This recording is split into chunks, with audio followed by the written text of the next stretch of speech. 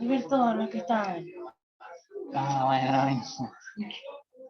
Se ponía a ver toda la pantalla tonta. ¿Y qué te molesta? Yo administro mi Zoom como quiero.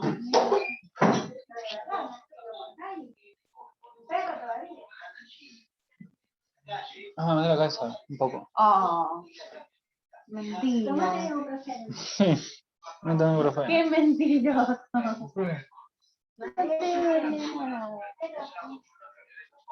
María Dolores. Ya has comido.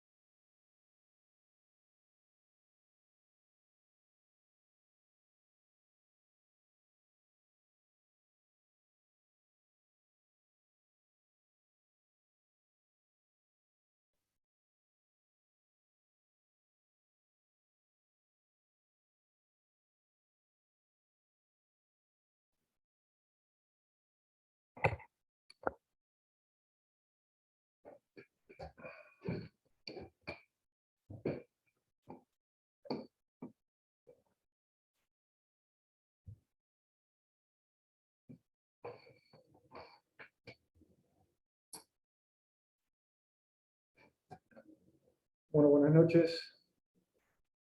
Buenas noches. Esperamos Buenas noches. 2 minutitos.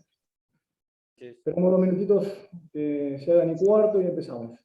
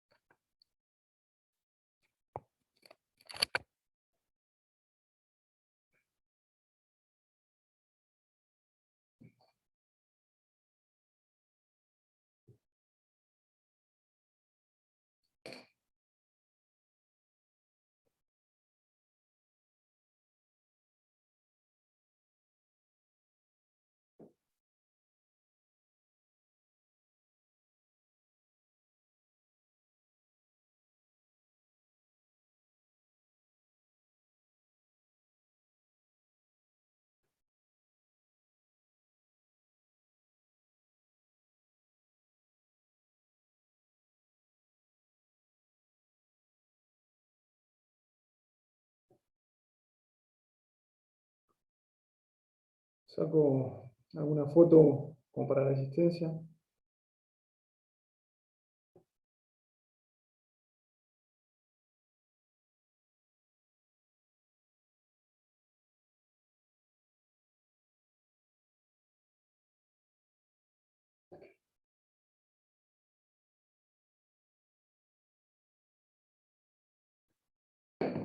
Bueno, ¿me escuchan bien entonces? ¿Podemos empezar? ¿Sí? Bueno, la idea, ahí yo ya saqué alguna foto con la asistencia. A los que vayan ingresando yo voy a sacar unas fotos al final como para tenerlos a todos presentes, así que a los que se vayan incorporando van a estar igualmente considerados en la asistencia. La idea de hoy es ver los puntos 3 y 4 de la bolilla 6, que en definitiva lo que vamos a ver hoy es en específico demanda concursal y sentencia de apertura concursal. Así que bueno, vamos a empezar hablando, ya vamos a empezar a hablar un poco más en concreto de lo que es la demanda de concurso preventivo, de sus requisitos, bueno, de lo que tiene que analizar el abogado al momento de presentar una demanda de concurso, lo que tiene que a su vez verificar el juez al momento de abrir el concurso preventivo. Así que bueno, lo importante, o lo primero que deben saber es que la naturaleza jurídica, porque si bien la ley en algunos artículos habla de pedido de apertura, o quizás de petición de concurso, le da diferentes denominaciones, en definitiva debemos saber que la naturaleza jurídica es de una demanda. El escrito de inicio del concurso preventivo es una demanda como cualquiera que vemos en cualquier proceso individual. La cátedra habla de que esta demanda tiene un objeto y una causa. La causa sería el estado de cesación de pagos. ¿Tá? O sea, ¿cuál es el motivo que da origen a la demanda concursal? Bueno, el estado de cesación de pagos, que ya todos saben lo que es a esta altura de la cursada. Y en cuanto al objeto de la demanda, la cátedra da una definición, que esto surge del libro de Garabuzos. Esto está en las clases o en el material que se subió, pero en definitiva se los leo, no lo anoten porque ya les digo, lo tienen en el material en el campus. Así que bueno, el objeto de la pretensión sería, según la definición de la cátedra, sería provocar la actuación de la jurisdicción para resolver la litis concursal en un proceso concursal universal en el cual el deudor y los acreedores judicialmente declarados tales concretan soluciones a las diversas pretensiones creditorias que se hubieran incorporado bajo el régimen de las mayorías calificadas y de una razonable categorización de los acreedores. Bueno, en definitiva no hace falta que se la aprendan de memoria. Nada más esto explica un poco el sentido o lo que se busca al iniciarse una demanda de concurso. Más allá de este objeto que toma la cátedra de la demanda concursal, se dice que hay un objeto indirecto, que significa que todo pedido de concurso preventivo implica un pedido condicional de quiebra.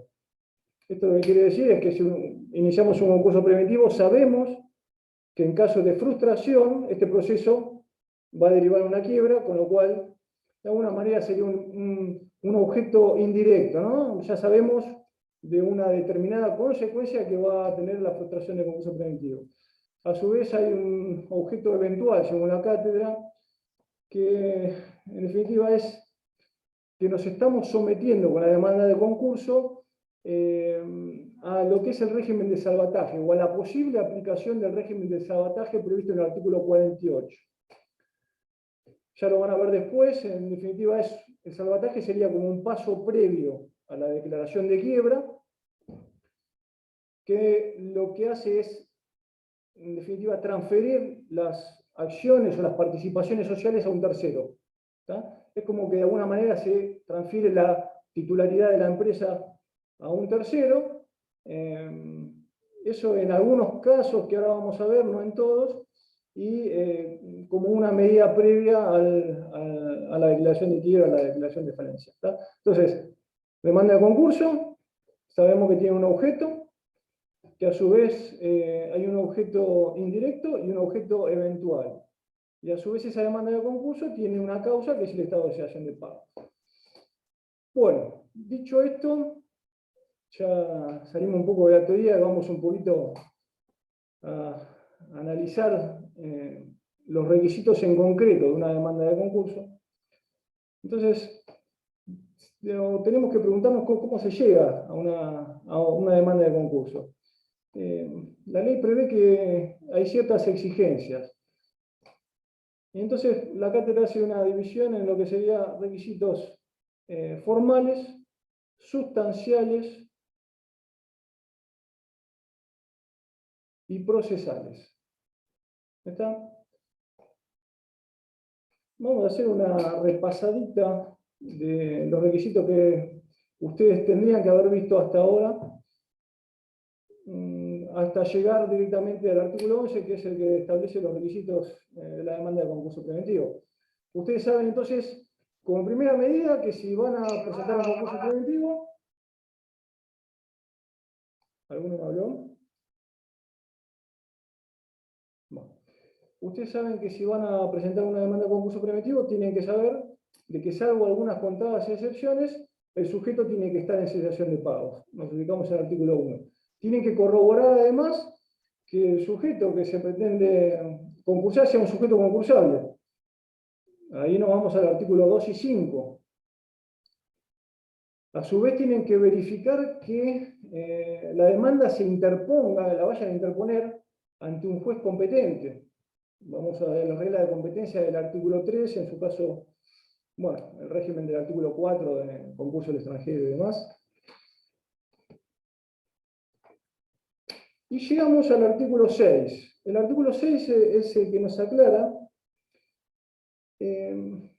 cómo es la petición o quién tiene la legitimación para pedir o para presentar la demanda de concurso preventivo en el caso de una sociedad. ¿Ustedes ya vieron el régimen de los artículos 6, 7 y 8? Sí. En una de las clases subidas al campo, una parte breve. Bueno, entonces yo se lo menciono porque veo que todavía no lo tienen muy aprendido. En definitiva, los artículos 6 y 8 nos da ciertos requisitos que deben cumplir las sociedades, los incapaces o inhabilitados, o el patrimonio del fallecido cuando quieran concursarse. Es decir, el artículo 6 nos resuelve cómo es la presentación concursal de una sociedad. Es decir, quién lo tiene que pedir, qué órgano lo tiene que pedir y bajo qué condiciones. El artículo 6 nos dice que tratándose de personas de existencia ideal o de sociedades, lo va a pedir el representante legal. Pero esa, por ejemplo, en el caso de una sociedad anónima, lo va a presentar el director. En el caso de una SRL, el representante legal sería el gerente, por ejemplo. Así que bueno, entonces la petición, el escrito de demanda de concurso, lo va a firmar el representante legal. Pero para realizar esa presentación va a necesitar la previa autorización del órgano de administración. O sea, la decisión de una sociedad de concursarse no la va a tomar el representante legal. La toma en principio el órgano de administración, quien le da la orden al representante legal de que firme esa demanda. Y la ley prevé que a su vez esa demanda tiene que ser ratificada dentro del plazo de 30 días por el órgano de gobierno de la sociedad. En el caso de una sociedad anónima, el órgano de gobierno sería... La asamblea. Asamblea. La asamblea. Y en el caso, por ejemplo, de una sociedad de responsabilidad limitada... Reunión de socios. Perfecto, la reunión de socios. Entonces, en el caso de una sociedad anónima, lo presenta el representante legal, el director, previa resolución del órgano de administración, el directorio, y tiene que ser ratificada esa demanda concursal dentro del plazo de 30 días por el órgano de gobierno, y si no se presenta esa ratificación, la ley nos da una consecuencia muy importante y nos dice que el proceso cesa de pleno derecho con los efectos del desistimiento. ¿Está? Si en esos 30 días no se presenta la ratificación, o Garabullo dice la decisión de continuar con el trámite, técnicamente, si no se presenta esa decisión de continuar con el trámite en el plazo de 30 días, el proceso cesa con los efectos del desistimiento. Esos 30 días son hábiles judiciales conforme a las reglas generales del 273. Se desestimaría la demanda. Desactivar la demanda, exactamente. Entonces, sería una forma de desistir voluntariamente de la demanda concursal. Yo la inicié a través del representante, previa resolución de la administración, y solamente se cae por la no presentación de la ratificación por el órgano de gobierno. Algo similar sucede con el concurso que lo inicien los incapaces o donde el sujeto concursado sea un incapaz o un inhabilitado, en cuyo caso no lo va a poder hacer el incapaz, justamente por esa incapacidad lo va a hacer el representante legal del incapaz y va a tener que ser ratificado esa presentación concursal en el plazo de 30 días por el juez que entienda en la causa de incapacidad o de inhabilitación. ¿Está claro? Si no se presenta esa ratificación en el plazo de 30 días, sucede lo mismo que para las sociedades, el proceso cesa con los efectos del desistimiento. Algo similar sucede con el concurso del patrimonio del fallecido. Ustedes saben que el patrimonio del fallecido es un sujeto concursable. Eso lo revisen en el artículo 2. Bueno, entonces, si tenemos como sujeto concursable el patrimonio del fallecido, ¿quién va a pedir o quién va a presentar la demanda de concurso? Bueno, eso lo resuelve el artículo 8, que dice que lo va a poder presentar cualquiera de los herederos, pero va a tener que ser ratificada esa presentación concursal por todos y cada uno de los restantes herederos que existan, también en el plazo de 30 días, y en el caso de que no se presente, cesa con ese efecto del desistimiento. ¿Está? Entonces, estos artículos 6, 7 y 8 nos resuelven cómo se presenta o quiénes tienen legitimación para presentar la demanda de concurso en el caso de sociedades, incapaces o inhabilitados o patrimonio del fallecido. Bien. Continuando con una mirada de la ley, vemos que el artículo 9 nos dice, como epígrafe habla de representación voluntaria, dice que la apertura del concurso puede ser solicitada también por apoderado con facultades especiales. Es decir, lo que nos dice es, en el caso de que haya un poder, yo le puedo presentar mi concurso preventivo personalmente, por supuesto con un patrocinio letrado. Pero si yo no firmo la demanda, si no lo firma el sujeto que se quiere concursar, bueno, también lo puede hacer a través de un apoderado. Lo que dice la ley es que si se presenta un apoderado, es decir, un abogado con facultades especiales, bueno, lo puede hacer. Se puede hacer de esa manera a través de un poder. Con la particularidad de que se interpreta de que el abogado no tiene que ser a través de un poder especial. No tiene que estar revestido de un poder especial, sino que puede presentarse con un poder general, pero que tenga la facultad especial de presentar concursos en representación de esa persona. ¿Está claro? Entonces, la demanda de concurso la va a presentar, la va a firmar el propio interesado, pero también se puede hacer a través de un apoderado. Y ese apoderado tiene que tener un poder o especial para presentar un concurso, o general, pero con facultad especial de iniciar un concurso. ¿Está? Luego, el artículo 10, todo esto estamos hablando como para ver cómo llegamos al artículo 11, que en definitiva es lo que nos interesa ver. El artículo 10 nos habla de la oportunidad en la cual se pueden presentar un concurso preventivo. Ustedes saben que el concurso preventivo, ya lo vimos en la clase pasada, solo puede ser pedido por el propio deudor. Nunca el legitimado activo de una demanda de concurso puede ser un acreedor. El único legitimado activo es el propio deudor. ¿Está claro? A diferencia de la quiebra, donde la puede pedir el deudor, pero también los acreedores pueden pedirle la quiebra de su deudor.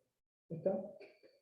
Entonces, cabe preguntarnos hasta qué momento se puede presentar la demanda de concurso preventivo. Es decir, un sujeto que está en cesación de pagos, ¿puede esperar sin presentar su demanda de concurso o necesariamente tiene la obligación o la carga de presentar su demanda de concurso preventivo? ¿Esto ya lo vieron? ¿Alguno me puede responder? ¿Cuál es la oportunidad? Y antes de que se le decrete o antes de que se le pida la quiebra. Bien, perfecto. El artículo 10 es muy sencillo. Dice, el concurso preventivo puede ser declarado o puede ser pedido, no, puede ser declarado, mientras la quiebra no haya sido decretada. ¿Está? Con lo cual nos marca la oportunidad hasta la cual yo puedo pedir mi concurso. Mientras no tenga una quiebra decretada, yo la puedo no pedir, puedo esperar. Entonces, lo puedo pedir en cualquier momento, 10 años después de mi estado de cesación de pagos, siempre y cuando no haya una quiebra, no se me haya decretado una quiebra. ¿Está? Es decir, como a esto se le llama prevalecencia concursal preventiva, en el sentido de que siempre la ley lo que quiere hacer es hacer prevalecer al concurso por sobre la quiebra. ¿Está? Si existen pedidos de quiebra, ¿alguno sabe qué es un pedido de quiebra? Y es un pedido formulado por el acreedor o por el propio deudor, en el cual tiene que probar un estado de exención de pago, que lo puede hacer de muchas formas. Hay una tesis amplia de presentación de la situación de insolvencia, y a partir de ese momento tiene que cumplir con el artículo 11 y las formalidades de la demanda. Y bueno, el juez tiene una instancia de 5 días para hacer la apertura del concurso, en este caso, ¿no? O la quiebra, también. Estamos hablando de un concurso, pero la quiebra la puede pedir el acreedor, el deudor, o puede surgir de la frustración de un proceso concursal previo, que son quiebras indirectas, ¿no? Perfecto, perfecto. Lo importante que sepan es que la demanda de concurso preventivo, como dije, la pide el propio deudor. Pero la quiebra te la puede pedir, además del propio deudor, te la puede pedir el acreedor. Pero cuando el acreedor te pide la quiebra, se desarrolla un pequeño trámite. Hay una pequeña tramitación. De eso se da una vista al deudor. El deudor puede acreditar que no está en cesación de pagos. Se puede llegar a producir algún medio de prueba muy rápido.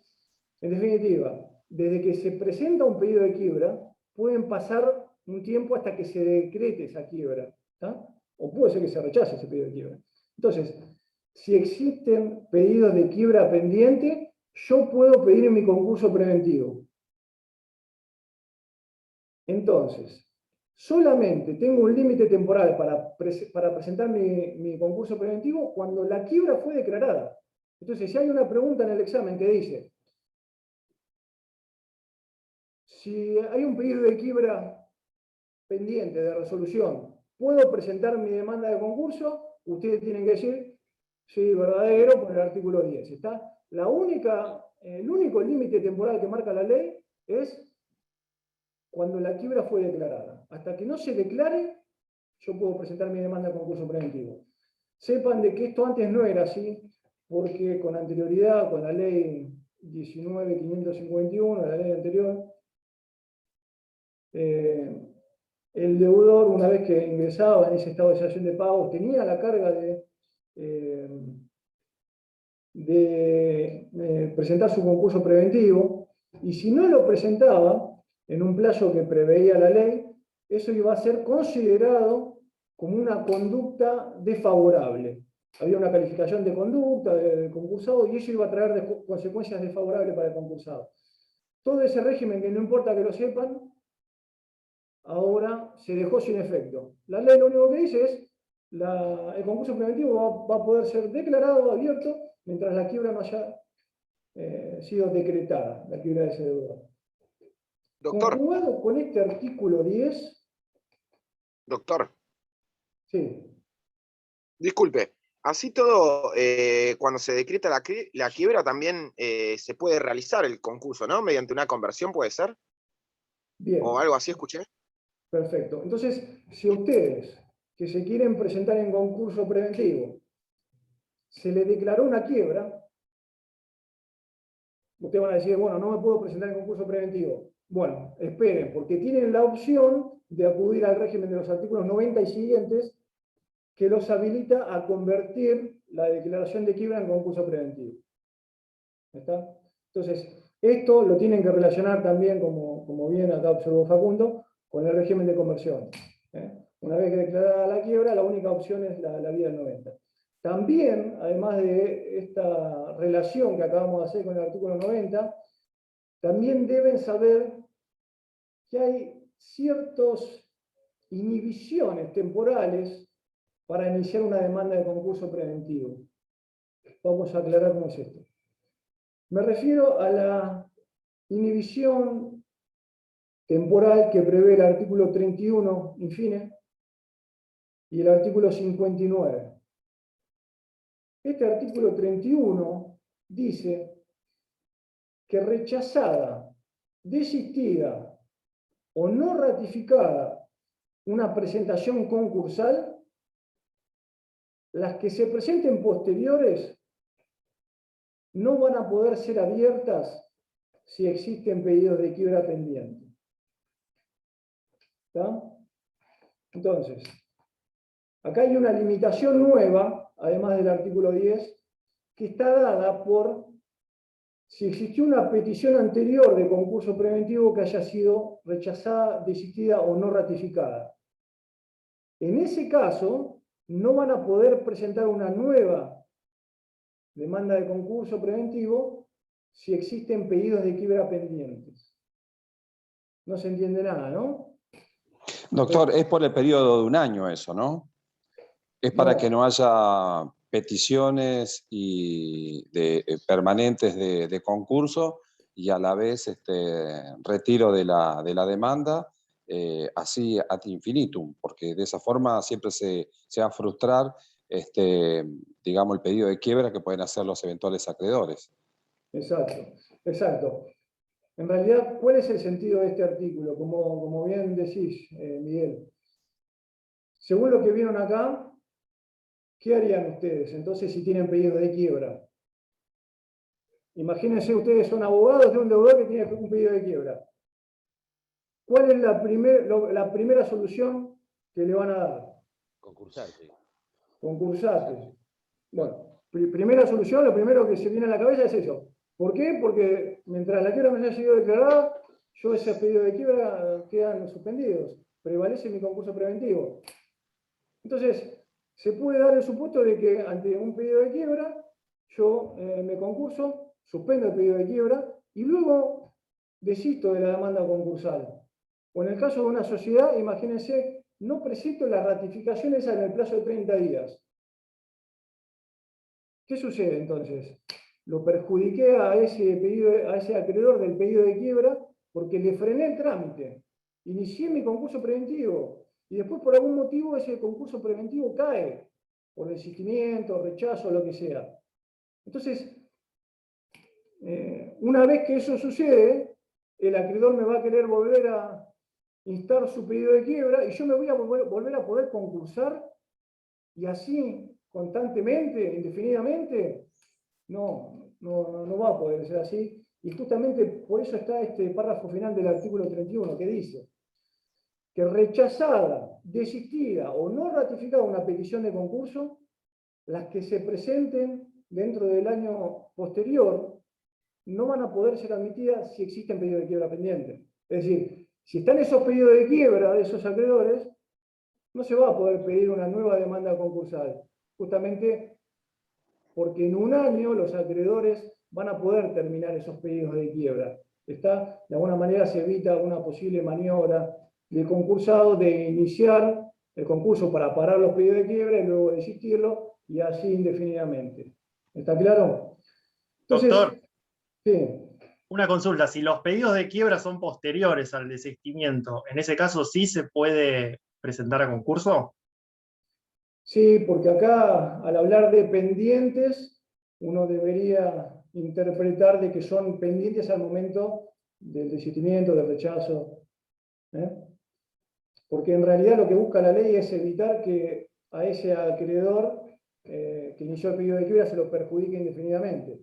Si el pedido de quiebra es posterior, no hay ningún perjuicio para ese acreedor. ¿Está? Entonces, esta oportunidad que marca el artículo 10 para iniciar la demanda de concurso la tienen que relacionar entonces con el artículo 90, es decir, si la quiebra ya se declaró, igual la puedo pedir la demanda de concurso, pero por conversión.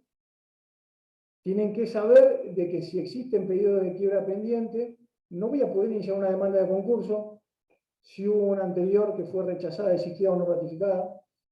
Y a su vez tienen que tener en cuenta el periodo de inhibición del artículo 59, que dice que la demanda de concurso preventivo no van a poder ser admitidas, o los concursos preventivos no van a poder ser iniciados, si son presentados o no van a poder ser abiertos luego de un año de la declaración de cumplimiento del acuerdo de un concurso anterior. Es decir, si hubo un concurso anterior que se desarrolló exitosamente y se llegó al final de ese concurso, se declaró cumplido el acuerdo preventivo, a partir de esa resolución tiene que pasar un año y recién ahí me voy a poder presentar en concurso preventivo. ¿Está? Es decir, Profesor, sí. disculpe, disculpe. Yo vi la clase de la doctora Carrara donde dice que si existen pedidos de quiebra pendientes, ella dice que se aplica un criterio restrictivo y que se determina el primer concursamiento no ratificado o posterior. ¿Esto es así? Porque hay una discusión en todo eso.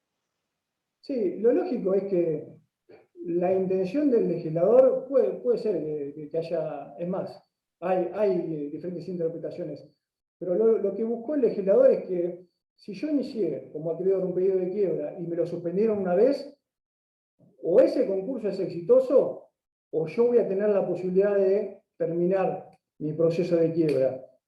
Con lo cual, si el acreedor es posterior, si ese pedido de quiebra es posterior, no veo cuál es el perjuicio de ese acreedor. Esto está pensado más para el acreedor a quien se le suspendió su pedido de quiebra a raíz de una petición de concurso preventivo. ¿Está? ¿Está, Facundo? Claro, sí, no entiendo por qué ella lo dice posterior, o sea, si bien plantea la discusión, no entiendo eso, por qué dice también posterior. Lo de no ratificado se entiende, pero lo de posterior es medio dudoso. Pero bueno, está así, ella lo explicó así.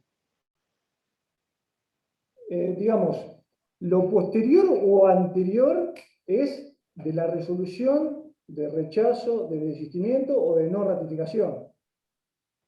¿Está? Ah, bien. Ah, posterior a la no ratificación. Sí, está bien. No tomes como plazo de cómputo la demanda de concurso. Es decir, porque una vez que se inició, o sea, una vez que se declaró el cese del concurso, por los motivos que acabamos de decir, bueno, puede ser que inicien pedido de quiebra los acreedores. Pero en ese caso, nunca se vieron suspendidos sus pedidos de quiebra. Porque son posteriores a ese rechazo, a ese desistimiento y demás. ¿Está? Entonces, la intención de este artículo, si vamos a la intención de este artículo, vemos que queda claro de que lo que se busca es que, o la ley se refiere a los pedidos de quiebra que hayan sido iniciados con anterioridad a la resolución de rechazo, de desistimiento o de no ratificación. ¿Está, Facundo? Puede ser que haya alguna opinión, alguna argumentación diferente, pero el sentido de la ley es eso, es evitar que si yo soy acreedor y inicié un pedido de quiebra, me lo suspendiste por tu concurso, bueno, si cae, yo voy a tener el tiempo de un año como para terminar mi pedido de quiebra. ¿Está? ¿Está bien, Facundo? Perfecto, clarísimo. Sí, sí, claro, claro. Bueno, a ver, entonces dijimos, plazo, o cuál es la oportunidad para iniciar el concurso preventivo. Ustedes tienen que saber que está marcada en el artículo 10, que dice, yo puedo iniciar mi concurso preventivo mientras la quiebra no haya sido declarada. ¿Está? Relaciónenlo con el artículo 90, que es que si la quiebra está declarada, yo puedo ir a la solución concursal a través de la conversión de la quiebra. Régimen del artículo 90 y siguiente. Sepan que a su vez hay un límite temporal que está marcado por el artículo 31, último párrafo, que es que si se rechazó, se desistió, o si no se ratificó una petición de concurso, la que se presente en el año posterior no va a ser abierta si existen pedidos de quiebra, pendientes, lo que acabamos de ver. Y sepan de que también hay una limitación para iniciar la demanda de concurso, que es, tiene que pasar un año desde que terminó un concurso anterior exitoso. ¿Está? Si hay un concurso anterior, exitoso, tengo que esperar un año, que se cuenta desde la resolución de cumplimiento del acuerdo, para recién ahí iniciar un concurso de ese mismo sujeto que ya estaba concursado. ¿Está? En definitiva, hemos visto varios requisitos como para llegar a ver si puedo iniciar una demanda de concurso preventivo. Y así llegamos al artículo 11. Haciendo un repasito, cesación de pagos, sujetos concursales, competencia, legitimación de personas de existencia legal, incapaces o inhabilitados o patrimonio del fallecido, o representación procesal adecuada a través de un poder especial o con facultades especiales, y oportunidad de presentar la demanda de concurso preventivo. Todos esos requisitos que tenemos que tener en cuenta nos llevan entonces al artículo 11, que nos marca los requisitos que tiene que tener la demanda en sí. Los requisitos de la demanda de concurso preventivo. Si bien la ley habla de requisitos formales, la cátedra interpreta de que en su gran mayoría, o casi todos, son requisitos sustanciales. ¿Está? Son requisitos sustanciales justamente porque están impuestos como condición de admisibilidad. Si no se cumplen, la demanda de concurso es inadmisible. Estos requisitos que enumera el artículo 11 son taxativos. Quiere decir que no pueden incorporarse nuevas exigencias. El juez no va a poder pedir nuevas exigencias además de las previstas en el artículo 11. No obstante lo cual, la parte, el concursado, puede incluir otras cuestiones que no están previstas en el artículo 11. Por ejemplo, puede pedir medidas cautelares. Entonces, el artículo 11 marca los requisitos mínimos que debe contener una demanda de concurso preventivo, pero sepan de que las partes pueden incluir alguna otra petición relacionada con eso, como por ejemplo las medidas cautelares. Ustedes me dirán qué medidas cautelares pueden pedir. ¿A alguno se le ocurre alguna medida cautelar que pueda pedir con la demanda de concurso preventivo? ¿Cuál es la más común? Si alguno tuvo alguna práctica en esto, ¿cuál es lo más común que se pide? Inhibición general de bienes. Está bien, pero eso es automático. Prohibición de innovar. La indivisión general de bienes se decreta automáticamente. Cuando veamos la sentencia de concurso se van a dar cuenta que ya la ley misma prevé como una obligación del juez de decretarla. Entonces, A veces no se trata de desapoderado. impedirla. No sé. Alguno dijo prohibición de innovar. Sí, prohibición de innovar. ¿Cómo sería? En caso que haya un patrimonio, que para conservar la totalidad del patrimonio, sería una quiebra, qué sé yo, de un establecimiento. Bueno. No, Puede ser el mantenimiento de las cuentas bancarias, que no le cierren por el tema del rechazo de cheques. perfecto. Ese es el típico caso que vemos en todos los concursos. Si uno tiene, y por eso la clase pasada yo decía que tanto la quiebra como el concurso, el abogado lo tiene que saber a fondo, porque en realidad son soluciones, muchas veces. Uno cuando habla con gente más grande, ve que, no sé, concursarse o quebrar es algo desastroso, es lo peor que te puede pasar económicamente, y muchas veces no es así. La clase pasada yo hablé de algunos beneficios que tiene la quiebra, pedir su propia quiebra. Y bueno, y el concurso también es utilizado como una maniobra en muchos casos, justamente por esto. Esto es un claro ejemplo. Te inician, vos tenés una cuenta corriente, vos tenés, no sé, una cuenta corriente operativa, es decir, que vos manejás cheque, entregás cheque. Vos le firmás, y esto ha pasado, le firmás cheque a todo Mar del Plata. Te concursás. Esto no es para que lo hagan, simplemente es lo que se ve. Te concursás. Ustedes saben que la consecuencia de no pagar los cheques, ¿cuál es?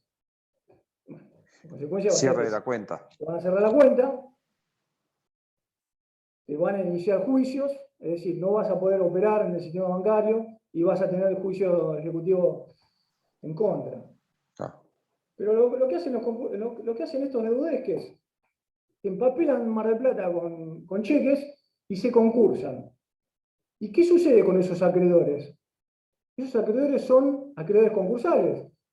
porque son de causa o título anterior a la presentación concursal. ¿Y qué sucede con esos acreedores? ¿Pueden iniciar juicios? Se suspenden todas las ejecuciones. Sí, son quirografarios, pero le va a costar mucho cobrar. Si no tienen un privilegio, es difícil. Claro, pero no pueden iniciar juicios. No pueden. No, se tienen que Tiene que ir a verificar su crédito. Tienen que someterse a las claro, reglas sí, del sí. concurso. Tienen por la Poder de concursalidad atracción, claro. hacer valer sus Le fue la sus atracción. derechos en el concurso. Con lo cual van a tener que esperar a la etapa de verificación, van a tener que venir a verificar, someterse a un acuerdo preventivo. Es un trámite que capaz que se va a demorar 2, 3 años o lo que sea. Entonces, vos tenés un tipo que se financió a través de la entrega de cheque y esos acreedores quedan atados a un concurso preventivo. Son acreedores quirografarios, acreedores de cheque. Incluso tienen dificultades para venir a verificar, que ya lo van a ver después. Y además se pide como medida cautelar, entonces, por ejemplo, como decía un compañero, creo que era Pablo, que el banco no te cierre la cuenta por cheque rechazado. ¿Por qué? Porque en realidad el banco, al someterse a esos acreedores al concurso preventivo, el banco no tiene motivos para cerrar la cuenta. Esos créditos no son exigibles. Entonces, los jueces interpretan eso. Entonces le dicen, bueno, como son todos acreedores preconcursales que tienen que someterse al concurso, y el concursado tiene que seguir funcionando, privilegio la continuidad de la actividad del concursado, te decreto como medida cautelar una provisión de innovar. Esto es que el banco no te cierre la cuenta, justamente para intentar continuar con esa actividad comercial. Todos los acreedores de cheque que se vengan a verificar y la cuenta sigue abierta. Por lo menos no la cierres por deudas o por cheques librado de manera preconcursal. Entonces, a lo que voy con esto es que el artículo 11 marca requisitos que tiene que tener la demanda, el escrito de inicio de un concurso preventivo, pero sepan de que pueden tener otras cosas relacionadas con eso, por ejemplo, peticiones de medidas cautelares. Ahora, ya yendo en específico a analizar estos requisitos del artículo 11, que dije que eran requisitos en su mayoría sustanciales, pese a la mención que hace de la ley a que serían requisitos formales, nos ponemos a analizar estos 8 incisos que prevé la ley y nos dice entonces, vamos a leer un poquito lo que nos pide. El inciso 1 nos dice que en caso de deudores matriculados o personas de existencia ideal regularmente constituida, deben acreditar la inscripción en los registros respectivos y además las personas de existencia ideal que estén regularmente constituidas deben acompañar el instrumento constitutivo y las modificaciones y la constancia de las inscripciones pertinentes. Si no estuviesen regularmente constituidos, deben acompañar nada más que los instrumentos constitutivos y modificaciones no escritas. Es decir, esto es una pregunta de examen y esto mírenlo bien y estudienlo bien. Artículo 11 y artículo 14 son 2 preguntas de examen.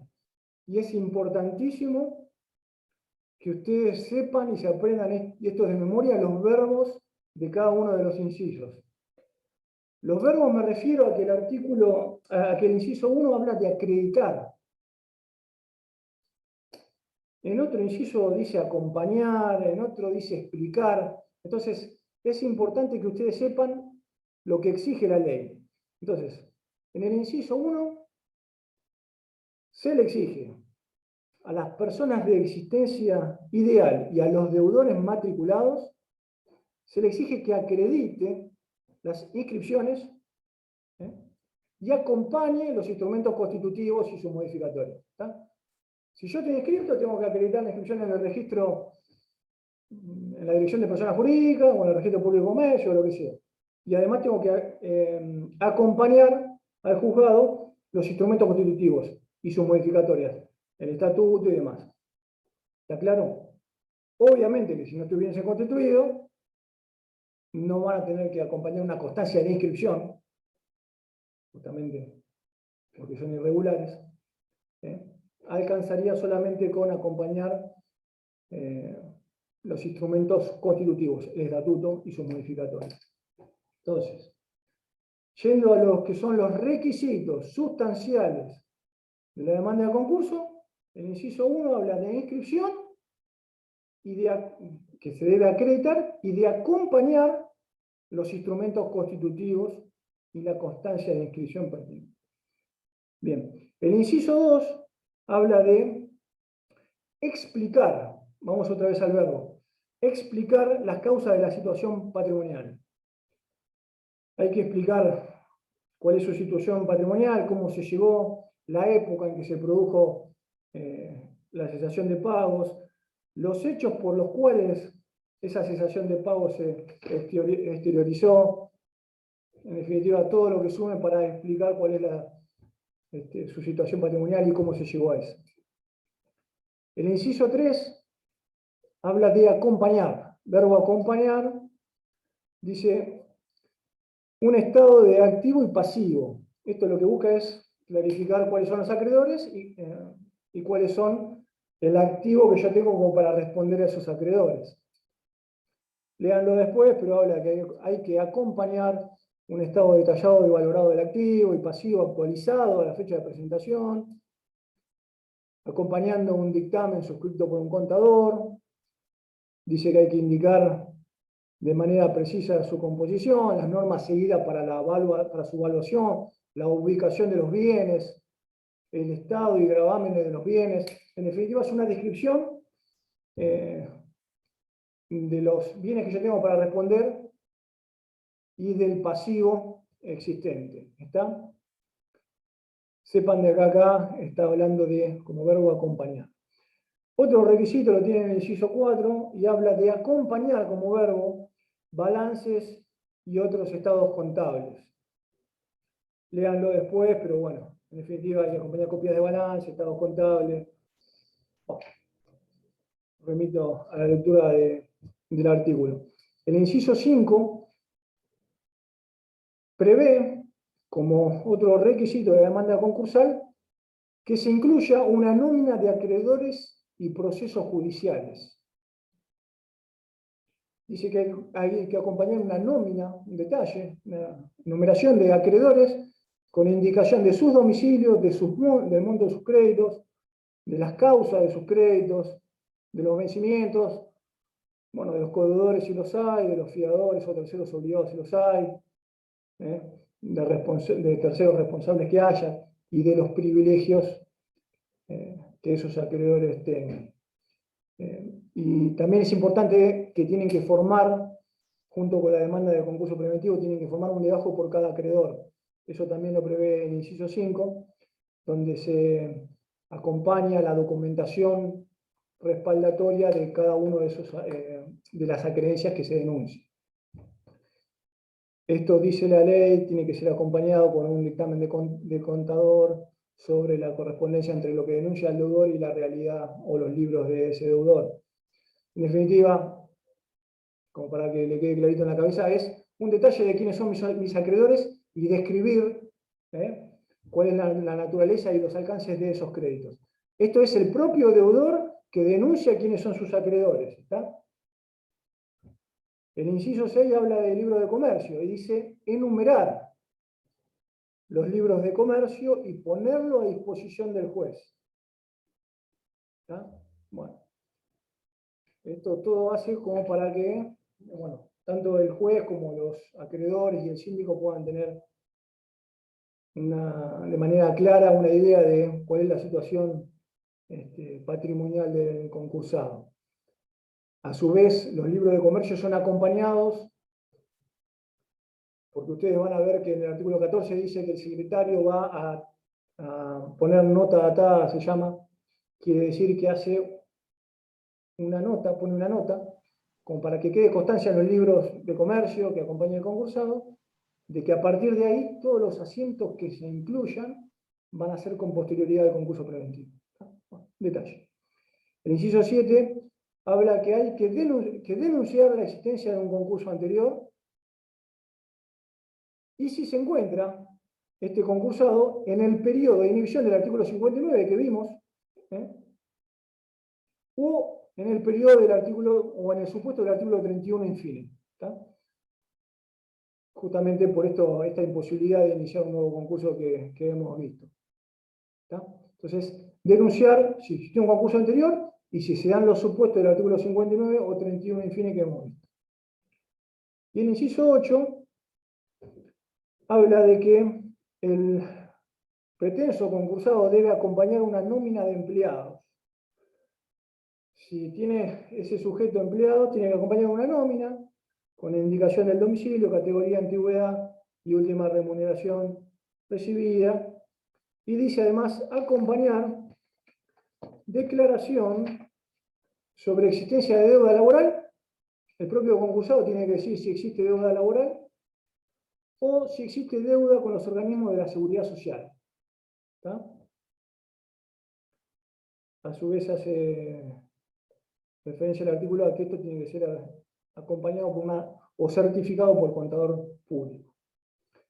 En definitiva, después léanlo en detalle cuál es el contenido de este artículo 11.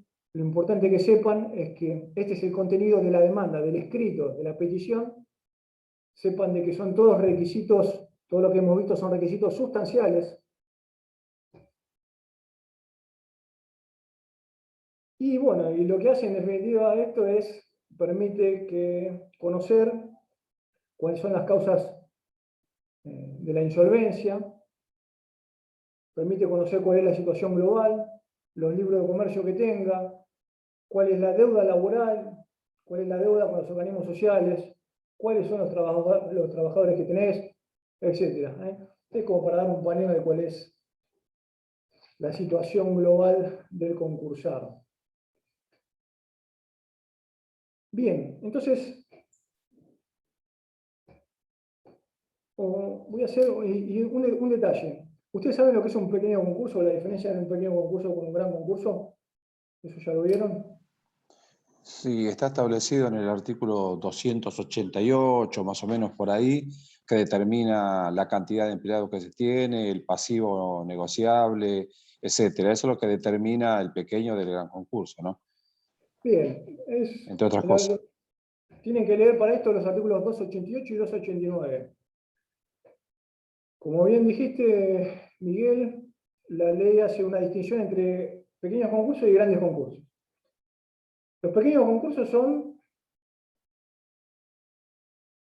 o tienen que reunir tres requisitos, tienen que reunir los tres requisitos que prevé el artículo 289, y esto es, que para que sea un pequeño concurso no tiene que tener un pasivo superior a 300 salarios mínimos vitales y móviles. A su vez no tiene que tener más empleados, más de 20 empleados, y no tiene que tener más de 20 acreedores laborales. Perdón, una pregunta. ¿Está? Artículo 288 dice: a los efectos de esta ley se consideran pequeños concursos de quiebra aquellos en los cuales se presente en forma indistinta cualquiera de estas circunstancias.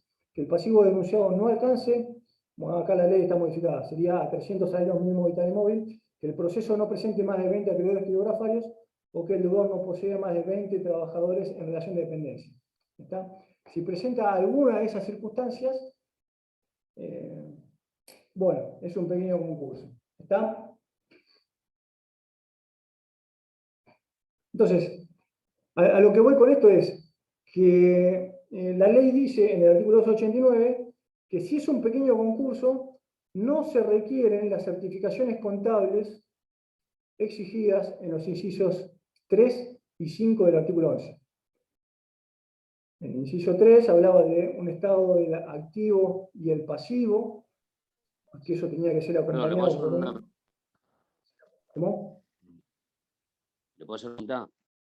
¿Se tienen que cumplir los tres requisitos o es suficiente con que se cumpla uno? La ley dice en forma indistinta, dice: a los efectos de esta ley se consideran pequeños concursos aquellos en los cuales se presente en forma indistinta cualquiera de esas circunstancias. Si se presenta cualquiera de esas circunstancias, es un pequeño concurso, en forma indistinta. Entonces, lo importante es que sepan, después van a tener una clase sobre la diferencia entre pequeño y gran concurso. Lo importante que sepan es que si se clasifica como un pequeño concurso, no debe acompañarse las certificaciones contables que se prevén en los incisos 3 y 5 del artículo 11. ¿Está? En el gran concurso, estas exigencias de los incisos 1 y 3, 3 y 5 del artículo 11 deben ser acompañadas con un dictamen de contador público. ¿Está? Así que bueno, hecho esta aclaración, podemos hacer una clasificación en requisitos procesales, sustanciales y formales. La cátedra dice que son requisitos procesales el tiempo en que se debe iniciar una demanda, es decir, el artículo 10 que hemos visto, y la competencia, me refiero al artículo 3. O sea, la competencia y la oportunidad procesal para presentar la demanda a concurso son requisitos procesales. Requisitos sustanciales, ¿cuáles son? Todo lo que hemos visto del artículo 11, los 8 incisos del artículo 11, y sumemos como requisito sustancial también el estado de legislación de pagos, que sea un sujeto concursable, es decir, el presupuesto subjetivo, y el tema de la representación que hemos visto, artículos 6, 7 y 8, y 9, en relación al poder con que se puede presentar la demanda de concurso preventivo. ¿Está? Solo quedaría por ver los requisitos formales. Vimos los requisitos procesales, oportunidad para presentar la demanda y competencia. Requisitos sustanciales, establecición de pago, sujeto concursable, todo el tema de representación. Y artículo 11, incisos 1 a 8. Solo quedaría ver los requisitos formales, relativos a las formas, y que estos están en el último párrafo del artículo 11. Cuando hace alusión, creo que es el último o el anteúltimo, el anteúltimo, cuando hace alusión a que el escrito y la documentación agregada debe acompañarse con 2 copias firmadas. Esto está modificado. En realidad nunca se modificó la ley, pero se modificó a través de resoluciones de la Suprema Corte, porque ahora se implementó todo un sistema de presentaciones electrónicas. Antes, según este párrafo del artículo 11, se decía entonces que la demanda de concurso, como un requisito de forma, debía acompañarse con 2 copias firmadas. ¿Para qué son las copias? Bueno, con una se formaba el debajo de acreedores del artículo 279. Es como una copia del expediente principal. Y otra copia de la demanda iba a ser entregada al síndico. Entonces, con el original se formaba el concurso preventivo, una copia iba a ser entregada al síndico y otra copia iba a ser utilizada para formar ese legajo de copias del artículo 279. Eso ahora perdió vigencia, porque ahora hay si alguno tiene alguna actividad relacionada con tribunales, habrá visto que ahora las presentaciones se hacen por vía electrónica. Se sustituye todo lo que es papel, ya no hay más papel, y ahora todos los trámites son de manera electrónica. Se pueden presentar las demandas de manera electrónica por internet. Las notificaciones son vía electrónica. En definitiva, ahora, si quieren, pueden ver la resolución 593 del 2020. Hay otras posteriores, pero bueno, esta les va a dejar ver un poquito cómo funciona esto. En definitiva, acá ya no hay que acompañar copias, directamente se hace una presentación electrónica. Y toda la documentación que se debe acompañar se digitaliza. Como si se pone en un archivo adjunto, esa documentación se escanea y se pone en un archivo adjunto. A eso se llama digitalizar. Entonces no tengo que acompañar nada en papel al expediente. Hago una presentación electrónica, digitalizo toda la documentación, y si el juez considera que quiere ver algo en papel, me lo va a pedir. Pero si no, queda todo de manera electrónica. Hoy día, si ustedes van a tribunales, van a ver que ya no hay más expedientes, o sea, lo que queda es lo viejo. Ahora, cuando llega un expediente para resolver, no llega nada, llega un número. Vos entrás al sistema y lo ves ahí toda la tramitación. Así que bueno, como que en relación a los requisitos formales debemos estar ahora a lo que es el régimen normativo de las presentaciones electrónicas y demás. No hace falta que la sepan, simplemente sepan de que ese párrafo del artículo 11 está modificado. Entonces, también como requisitos formales deben incluir, además de lo que acabamos de decir, la constitución de un domicilio procesal. Y a su vez un domicilio electrónico ahora. Entonces, el artículo 12 dice que el concursado, los administradores, si existen, y los socios con responsabilidad limitada, todos ellos deben constituir un domicilio procesal. Ahora también tienen que constituir un domicilio electrónico, donde le van a llegar todas las notificaciones electrónicas. En definitiva, haciendo un repaso rapidito, sepan entonces que lo que acabamos de ver, ahora vamos a pasar a hablar algo de la sentencia. Lo que acabamos de ver es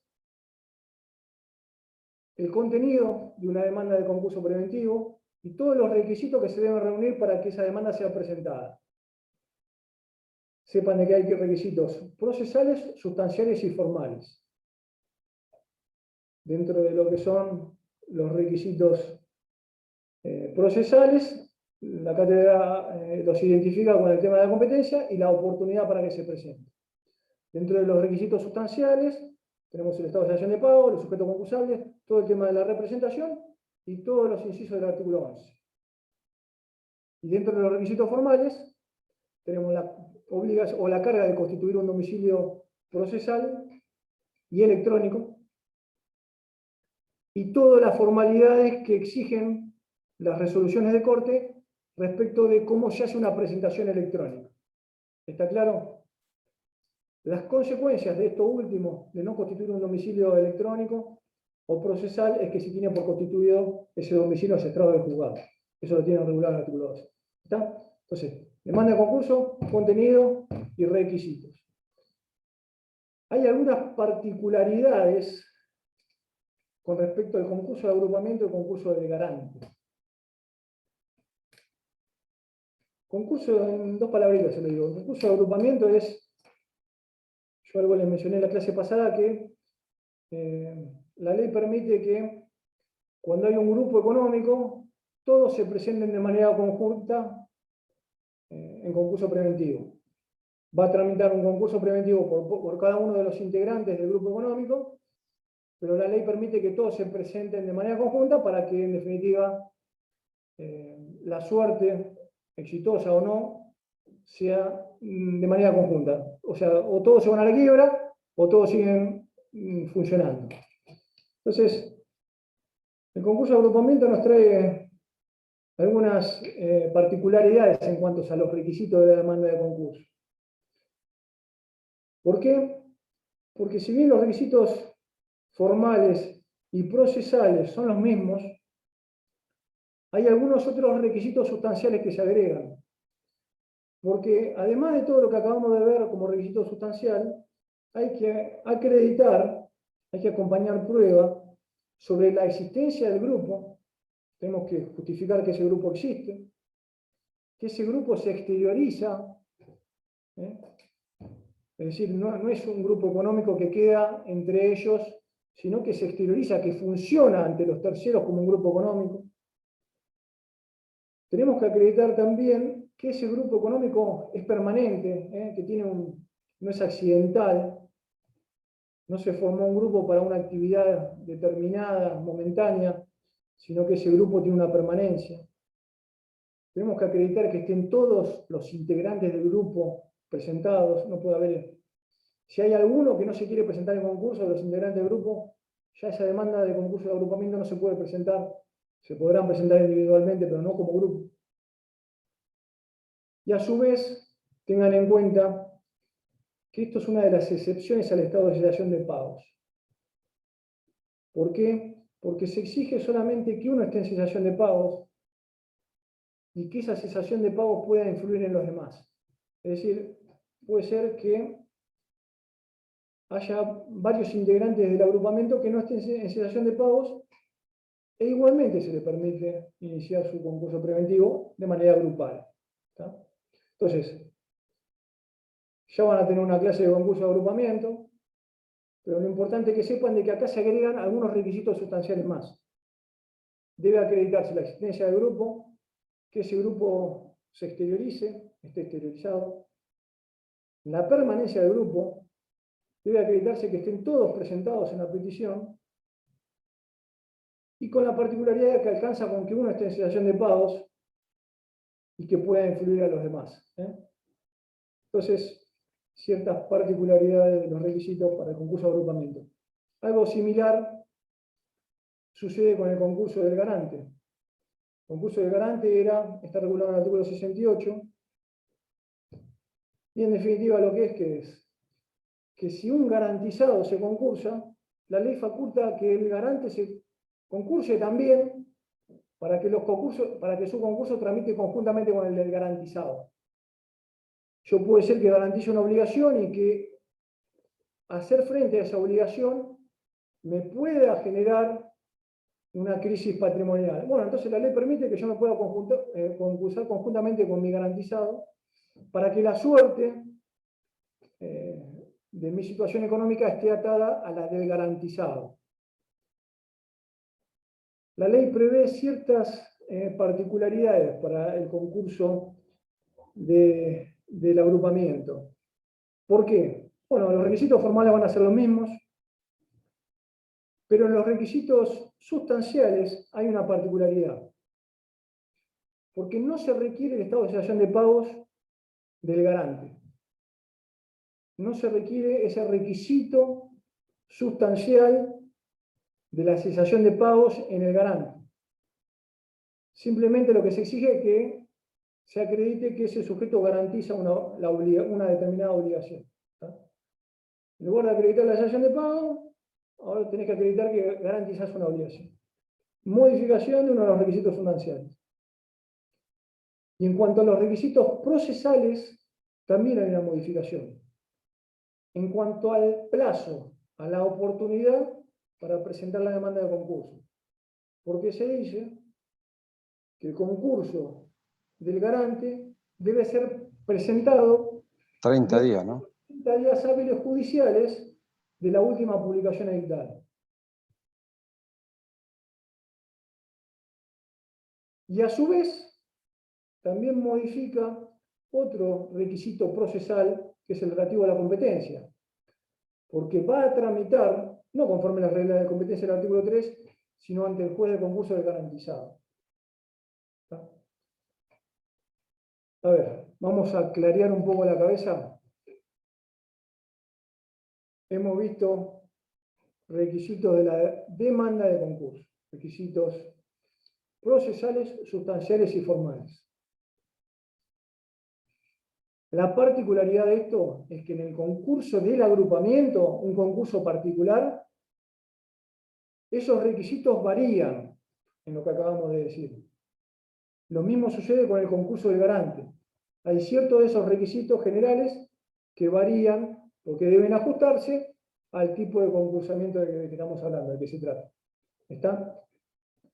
Bien.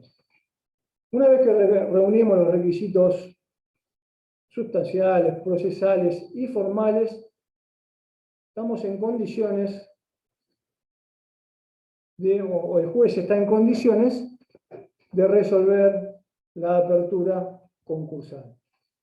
Una vez que se presenta la demanda de concurso,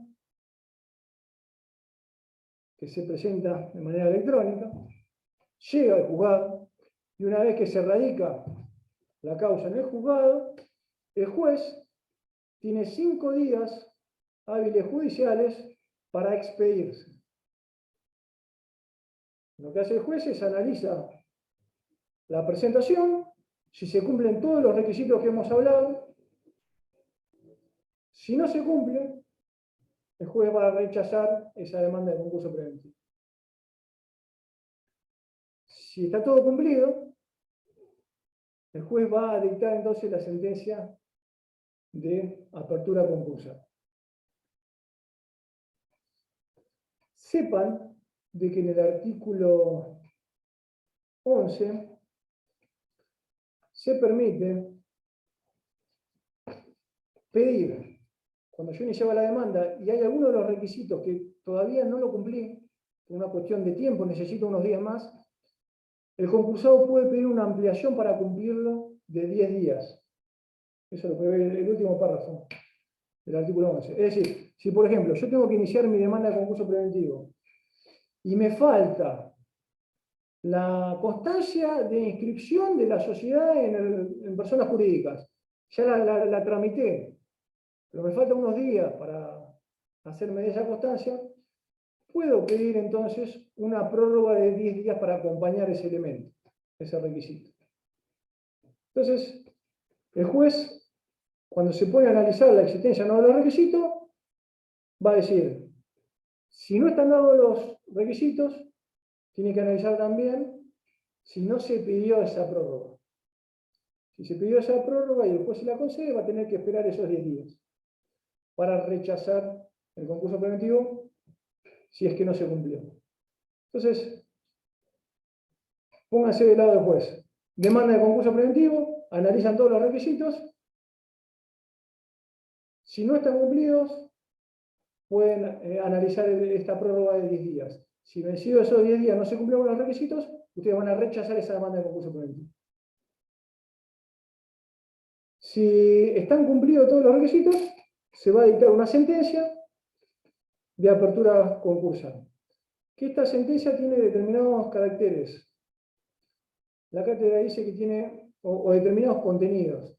Tiene un contenido declarativo, tiene un contenido constitutivo, tiene un contenido instructorio, tiene un contenido cautelar y tiene un contenido ordenatorio. Todo esto está en el artículo, o sea, el contenido de la sentencia de apertura está en el artículo 14. Después léanlo ustedes, yo simplemente les voy a decir, o les voy a dar ejemplos de los distintos tipos de contenidos que acabamos de mencionar. Por ejemplo, el carácter declarativo o el contenido declarativo de la sentencia de apertura, la cátedra entiende que se da porque lo que hace es declara, a través de esa resolución, el juez declara que se presentan todos los presupuestos para que ese concurso esté abierto. En la primera parte de la resolución, el juez se va a expedir, va a declarar de que están reunidos todos los requisitos que exige la ley para abrir ese concurso preventivo. Entonces, la sentencia va a tener un contenido declarativo. A su vez va a tener un contenido constitutivo, dijimos. ¿Y esto por qué? Porque la sentencia va a constituir al deudor en concursado, le va a dar un estatus jurídico de concursado. Y a los acreedores ahora van a ser pretensos acreedores. O a los posibles acreedores, o a los que tenían créditos antes, ahora van a tener el estatus de pretensos acreedores. Recién van a ser acreedores una vez que sean reconocidos en el marco del concurso. Entonces, el carácter constitutivo es que la sentencia constituye un nuevo estatus de concursado y, bueno, y de pretensos acreedores.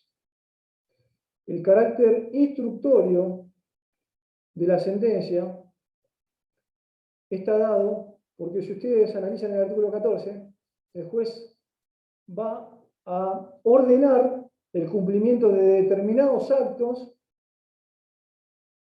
fijándole incluso la fecha en que se tiene que realizar. Por ejemplo, esa misma sentencia va a decir, va a fijar una fecha para que se desinsacule un síndico, para que se sortee un síndico.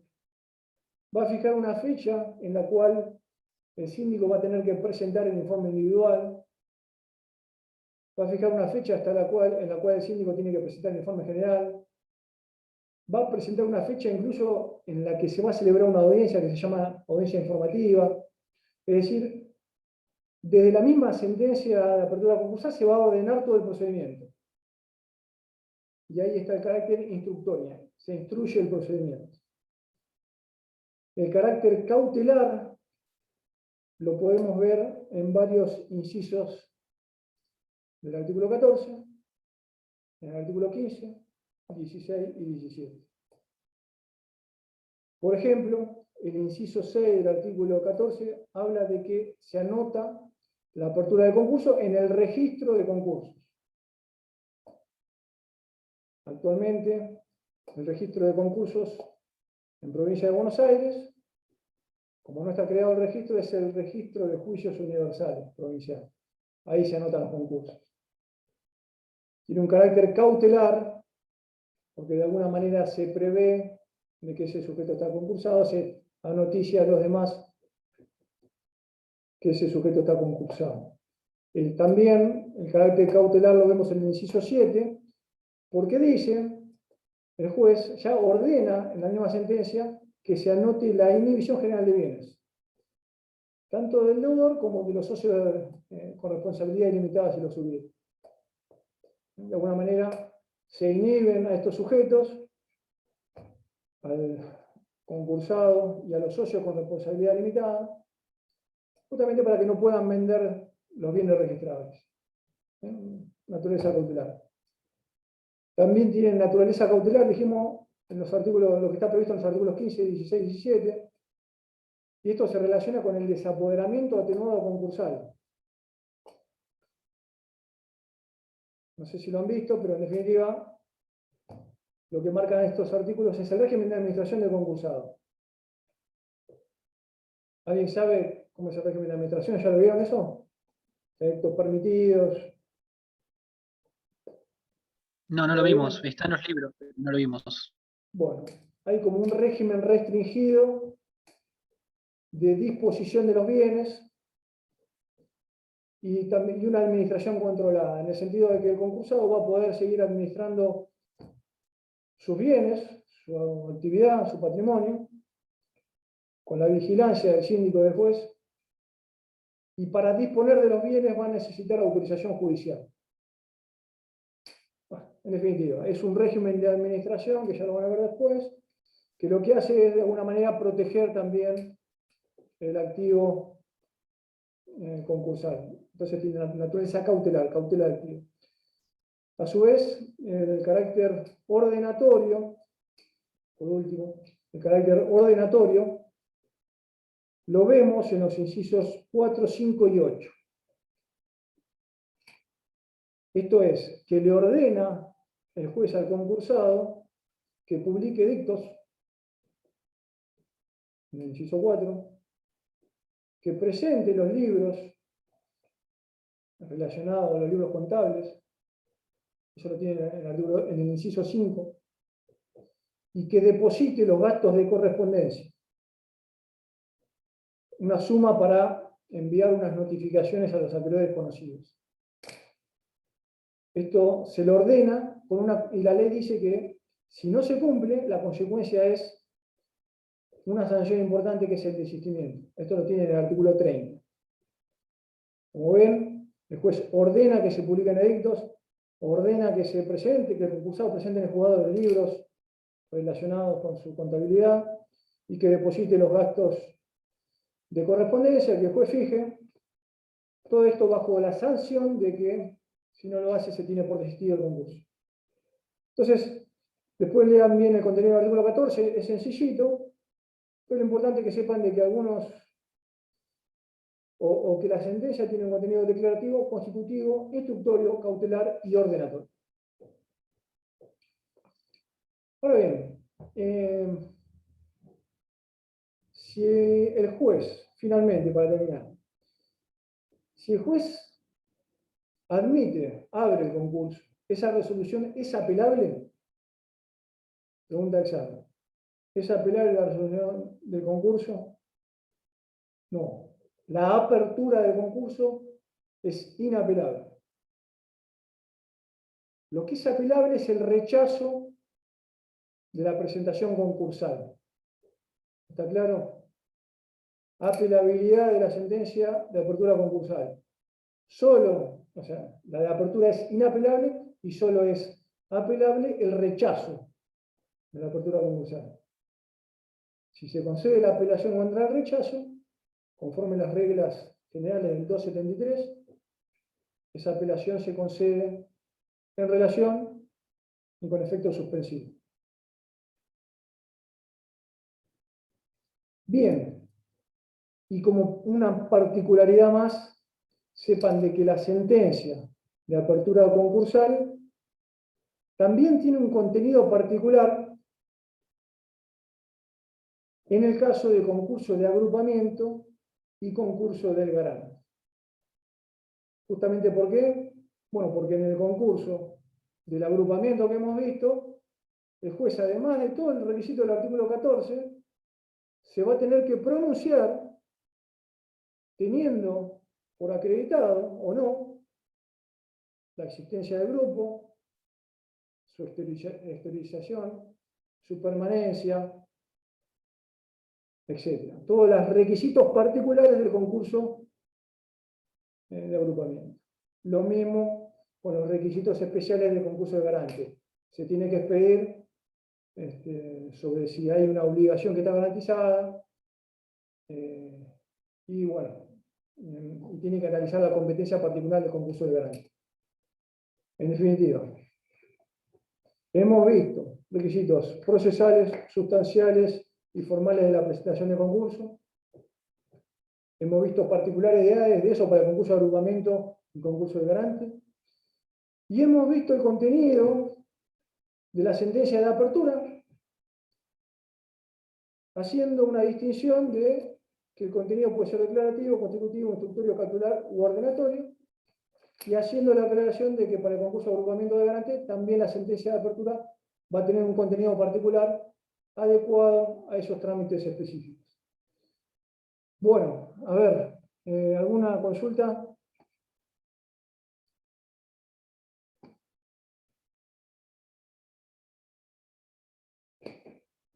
¿No hay dudas? ¿No hay consultas? Doctor, disculpe, ¿le puedo preguntar? Sí. Pareciera que el proceso concursal se rige por sus propias normas procesales, ¿no? Esta es una duda que tengo con respecto a los cuestionarios. O sea, aparecen los principios en la ley, pero parece que se rige por sus propias normas, ¿no? Más allá de los códigos de procedimientos locales. O sea, Sí. se aplica subsidiariamente el código de procedimiento, no es que rige el código de procedimiento, ¿no? Sí, lo que hace la ley es, esta ley es una ley de naturaleza sustancial, porque prevé cuestiones de fondo, pero también prevé todo un procedimiento de forma, prevé todo un procedimiento, con la parte, ya lo van a ir viendo en el desarrollo de la cursada, con la particularidad que tiene un artículo, que es el 278, que dice que en cuanto no esté regulado el procedimiento por la ley de concursos, se van a aplicar el procedimiento previsto en las leyes locales, es decir, el Código de Procedimiento Común, provincial, siempre y cuando no afecte la celeridad y economía del trámite. Entonces, ustedes deben saber que todo el trámite, todo el procedimiento está regulado por la ley concursal. En cuanto no esté resuelto una determinada situación por la ley concursal, debemos ir al Código de Procedimientos local, que va a ser aplicable siempre y cuando esa regulación no afecte la economía y celeridad del trámite concursal. Perfecto, buenísimo. Por ejemplo, un ejemplo clásico es el de la aclaratoria. Bueno, en la aclaratoria, ¿es posible presentar una aclaratoria contra un proveído del juez en el trámite de concurso?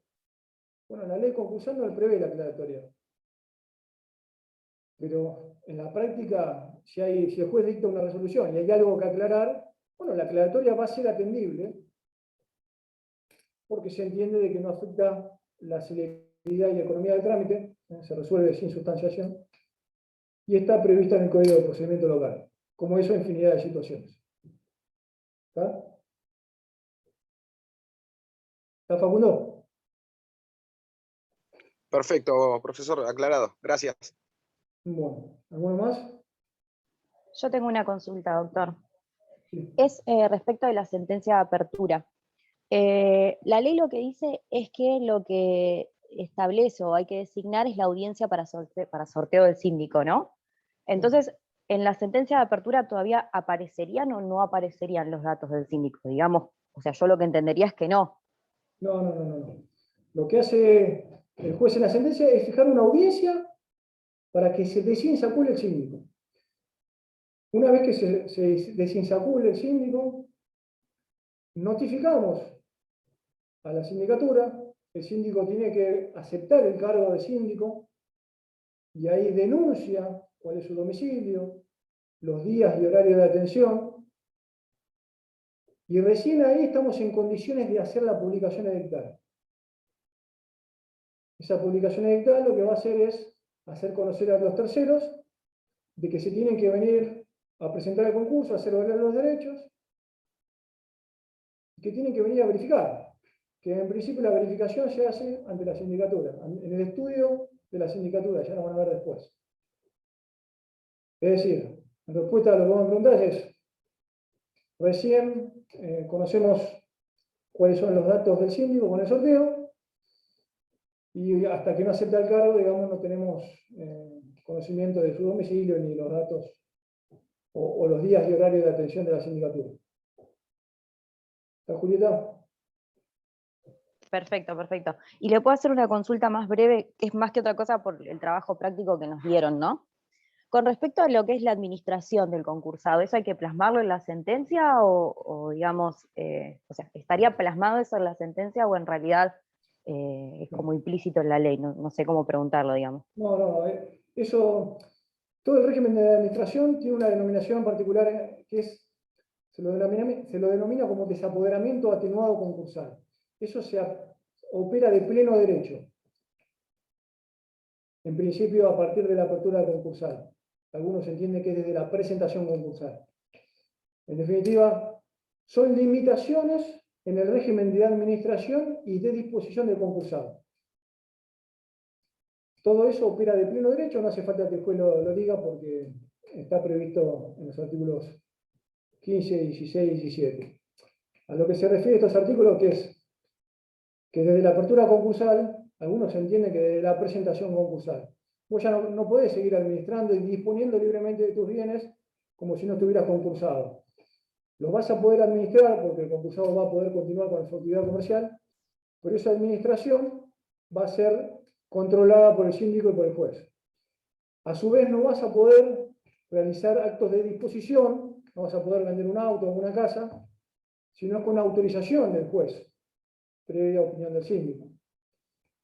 Y a su vez hay actos que directamente están prohibidos. Por ejemplo, los actos gratuitos. El concursado no va a poder hacer una donación gratuita. Entonces, hay actos que están permitidos, los actos de administración, actos que están prohibidos totalmente, como los actos gratuitos, donaciones, y hay actos que están sujetos a autorización, por ejemplo, un acto de disposición, donde el juez puede autorizar que en determinadas circunstancias se realicen esos actos. Pero bueno, como lo que decís vos, no hace falta que se consigne eso en la sentencia, eso opera de pleno derecho. Muchas gracias. Bueno, ¿alguna consulta más? Sí, y el tema de cesación de pagos, entonces tampoco hace falta que se consigne en la sentencia, porque ya está, una vez que el juez ya la aceptó, como que revisó todos los requisitos, ya está. Aunque lo nombre que se cumplieron. Tengan en cuenta de que se entiende de que la propia, más allá de que uno tiene que explicar, como hemos visto en el artículo 11, las causas de su crisis patrimonial, de por qué se llegó a eso y demás, en general se entiende de que la propia presentación de concurso implica un reconocimiento de que está en cesación de pagos. Con lo cual, el juez no va a tener que hacer una referencia a eso, a la cesación de pagos. La sola presentación de concurso preventivo implica un hecho revelador, un reconocimiento, un hecho revelador de su estado de cesación de pagos. Entonces, en la sentencia de apertura de concurso no hay una argumentación tendiente a ver si está o no en cesación de pagos, porque todos los jueces te lo van a abrir con la sola presentación del concursado. ¿Está? Bárbaro, gracias. Capaz que alguno en alguna sentencia tiene un modelo, acá los jueces tienen, ¿viste?, diferentes modelos de sentencia. Capaz que algunos jueces le dedica algún parrafito a aclarar de dónde se ubica o cómo se generó la cesación de pagos y demás, pero en definitiva no sería necesario porque, ya te digo, se entiende que la presentación importa un hecho revelador, con lo cual no hace falta fundamentación en ese sentido. Bueno, ¿alguna más de esto, de lo que sea? ¿Alguna consultita más que le quede? ¿Nada más? Bueno. Disculpe, doctor, ¿tomó asistencia? Voy a sacar una foto ahora con los que están presentes. Yo saqué una foto al inicio. Ah, pues yo entré 5 minutitos tarde, por eso.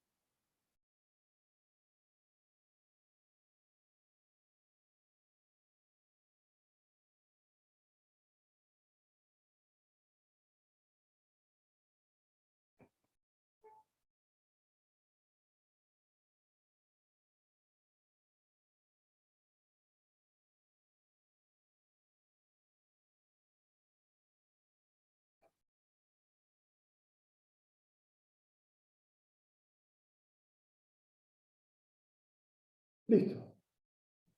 Bueno, ya lo libero. Nos veremos la próxima clase. Entonces, buenas noches. Hasta la próxima. Buenas noches. Gracias, profesor. Gracias. Gracias.